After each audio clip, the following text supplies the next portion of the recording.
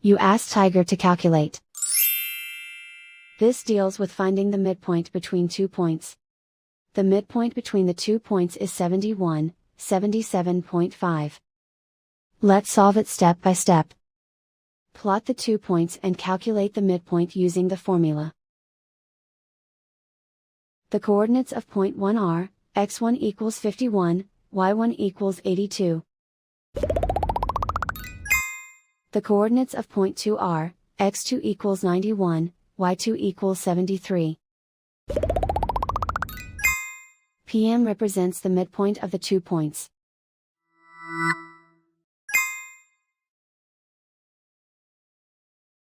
Use the x values in the midpoint formula to find the midpoints x. x1 equals 51. x2 equals 91. Simplify the arithmetic.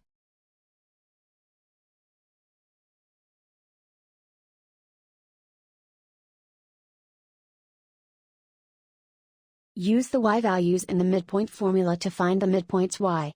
y1 equals 82.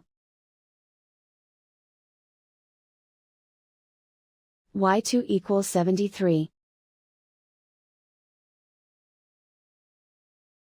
Simplify the arithmetic.